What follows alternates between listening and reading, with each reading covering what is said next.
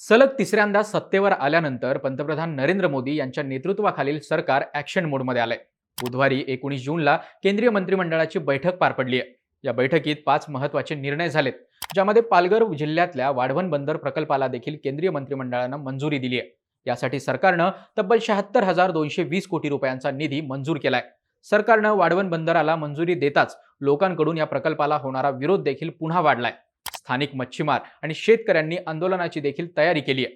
वाढवण बंदराची एकही वीट रचू देणार नाही. एकच जिद्द, वाढवण बंदर रद्द, अशी घोषणा देत वाढवणकरांनी पुन्हा एकदा आंदोलनाचा पवित्रा घेतलाय. विशेष म्हणजे केंद्र सरकार आणि महाराष्ट्र सरकारचा ड्रीम प्रोजेक्ट म्हणून या बंदराकडे पाहिलं जात आहे. 1991 मध्ये यासाठी पहिल्यांदा विचार सुरू झाला होता. मागील 25 वर्षापासून प्रलंबित असलेल्या या प्रकल्पानं गती घेतली 2016 मध्ये. नरेंद्र मोदी सत्तेत आल्यानंतर त्यांनी या प्रकल्पावर लक्ष केंद्रित केलंय. पण स्थानिक लोकांकडून होणारा विरोध पाहता हा प्रकल्प गुंडाळून ठेवण्यात आला होता. त्यानंतर 2020 मध्ये केंद्र सरकारनं याला अंशतः मंजुरी दिली होती. पण आता तिसऱ्यांदा सत्तेत येताच केंद्र सरकारनं या प्रकल्पाला अंतिम मंजुरी दिली आहे. पण यामुळं पुन्हा एकदा या बंदर विरोधात आंदोलन पेटण्याची शक्यता आहे. त्यासाठी विविध सामाजिक संघटना एकवटल्या असून आंदोलनाची रूपरेखा आखली जात असल्याचं देखील बोललं जात आहे. पण हा प्रकल्प नेमका आहे काय? तो देशासाठी किती महत्त्वाचा आहे आणि त्याला स्थानिकांचा विरोध का होतोय? पाहूयात या व्हिडिओतून. नमस्कार, मी निखिल आणि तुम्ही पाहताय बोल व्हिडिओ. सगळ्यात आधी पाहूयात हा प्रकल्प आहे काय आणि तो कुठे होणार आहे. तर पालघर जिल्ह्यातल्या वाढवण गावाजवळ या बंदराची उभारणी केली जाणार आहे. भौगोलिकदृष्ट्या ही जागा बंदरासाठी अत्यंत खास असल्याचं बोललं जातं, कारण समुद्र किनाऱ्यावर 20 मीटरपेक्षा जास्त खोली असलेलं हे देशातील एकमेव ठिकाण आहे. इथं जगातील सर्वात मोठं कंटेनर शिप पार्क केलं जाऊ शकतं. त्यामुळे कितीही मोठे कंटेनर इथं लोड अनलोड करता येतील. देशाची आर्थिक राजधानी असलेल्या मुंबईपासून हे बंदर अवघ्या 150 किलोमीटर अंतरावर आहे. तसंच हे ठिकाण रेल्वे मार्गाने देखील जोडलेलं आहे.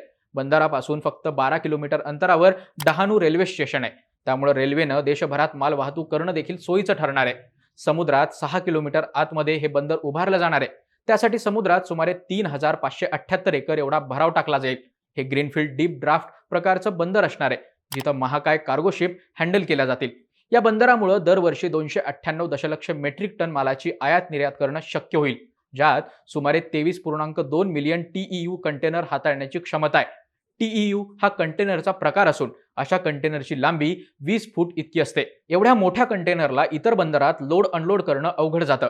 पण वाढवण बंदरामुळे हा प्रश्न देखील मिटणार आहे. आतापर्यंत मिळालेल्या माहितीनुसार या बंदराचं बांधकाम 2 टप्प्यांमध्ये लँडलॉर्ड पोर्ट मॉडेलच्या आधारावर केलं जाणार आहे.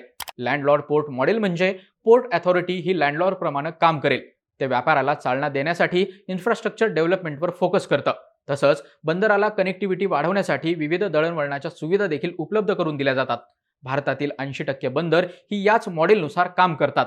या बंदराची निर्मिती JNPA अर्थात जवाहरलाल नेहरू बंदर प्राधिकरण आणि MMB महाराष्ट्र सागरी मंडळाच्या माध्यमातून होणार आहे.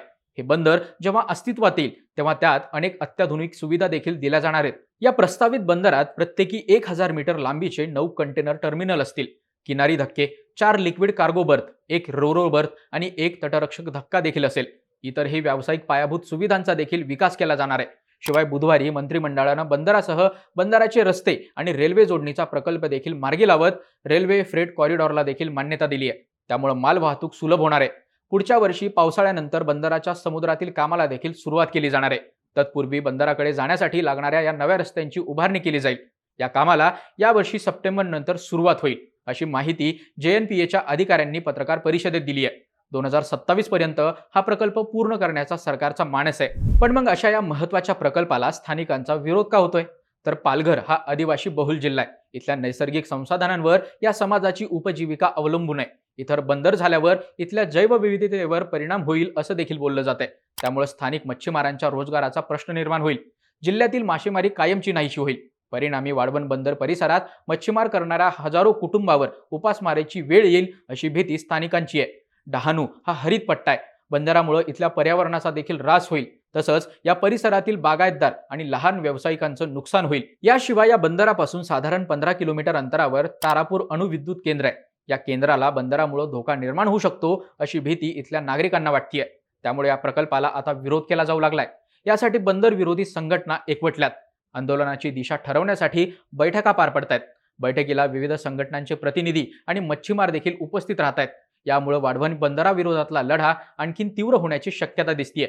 यापूर्वी देखील इथल्या स्थानिकांनी या बंदराच्या विरोधात तीव्र आंदोलन केलं होतं. डहाणू तालुक्यातील झाईपासून मुंबईच्या कुलाब्यापर्यंत मानवी साखळी देखील उभारण्यात आली होती. इतका विरोध असताना देखील केंद्रीय मंत्रिमंडळानं वाढवण बंदराला मंजुरी दिली आहे. वाढवण बंदर समुद्रात 6 किलोमीटर आतमध्ये उभारलं जात आहे. त्यामुळे बंदराच्या प्रत्यक्ष कामासाठी जमीन अधिग्रहणाची गरज नाहीये. मात्र मालाची ने-आण करण्यासाठी उभारण्यात येणाऱ्या रस्ते आणि रेल्वे मार्गासाठी 1400 एकर जमिनीचं अधिग्रहण करावं लागणार आहे. याला देखील स्थानिकांचा विरोध आहे. पण एकीकडे वाढवण बंदराला स्थानिकांचा विरोध होत असला तरी या बंदरामुळे 12 लाख रोजगारांच्या संधी उपलब्ध होतील असा सरकारचा दावा आहे. लाखो नागरिकांना प्रत्यक्ष रोजगार मिळू शकतो. त्यासाठी स्थानिकांना 28 प्रकारचं प्रशिक्षण देखील दिलं जात आहे. इतरही व्यवसायांचा इथं विकास होईल. बंदरातून केवळ मालाची वाहतूक करण्यासाठी जवळपास 50,000 ट्रक ड्रायव्हर्सची गरज असणार आहे. आता याशिवाय हे बंदर समुद्रात होत असल्यानं कोणालाही विस्थापित केलं जाणार नाहीये. बंदरामुळे विकासाच्या दृष्टीनं पालघरचा कायापालट होईल असं देखील JNPA कडून सांगितलं जात आहे. तरी देखील नागरिकांकडून याला कडाडून विरोध होतोय. केंद्र सरकारनं वाढवण बंदर उभारण्याचा हुकुमशाही पद्धतीनं घाट घातलाय. त्यांनी परवानगी दिली असली तरी हरित लवादापुढं आणि स्थानिक पातळीवर आम्ही वाढवण बंदराविरोधातला लढा आणखी तीव्र करणार आहोत असा इशारा वाढवण बंदर विरोधी संघर्ष समितीचे अध्यक्ष नारायण पाटील यांनी दिलाय. त्यामुळे आगामी काळात हा संघर्ष आणखी पेटण्याची शक्यता वर्तवली जातीये. हे बंदर देशासाठी गेम चेंजर ठरू शकतं असं देखील बोललं जातंय. या बंदरातून प्रामुख्यानं कोळसा, सिमेंट, केमिकल आणि तेलासह विविध माल वाहतूक केली जाणार आहे. त्यामुळे सरकारचा वाहतुकीचा खर्च देखील कमी होण्यास मदत होऊ शकते. यामुळे आयात आणि निर्यात मूल्य कमी होणार आहे. वाढवण बंदर पूर्ण झाल्यानंतर ते जगातील टॉप 10 बंदरांपैकी असेल, ज्यामुळे भारताच्या आंतरराष्ट्रीय सागरी व्यापाराला देखील चालना मिळेल. या बंदरामुळे इराणमधल्या चाबाहार बंदराला थेट भारताचा कनेक्ट मिळेल. अलीकडेच भारताचा चाबाहार बंदराबाबत खास करार झालाय. आता वाढवण बंदरामुळे देशाला आणखी एक फायदा होईल. वाढवण बंदरात देशातील सर्वात मोठा कंटेनर डेपो असणार आहे. त्यामुळे भारत अधिक क्षमतेनं आपल्या मालाची निर्यात दुसऱ्या देशांमध्ये करू शकेल.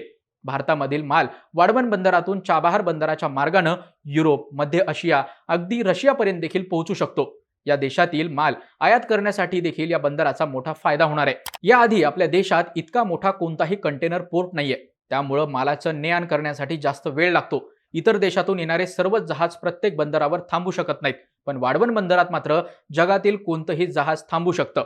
देशाच्या अर्थव्यवस्थेला देखील यामुळे बळ मिळेल असं या विषयांच्या अभ्यासकांचं मत आहे. तुम्हाला काय वाटतं? वाढवण बंदरामुळे देशाला कोणते फायदे होऊ शकतात? तुमच्या प्रतिक्रिया आम्हाला कमेंट करून नक्की सांगा आणि अशाच प्रकारचे माहितीपूर्ण व्हिडिओज पाहण्यासाठी बोल व्हिडिओला सबस्क्राईब करा.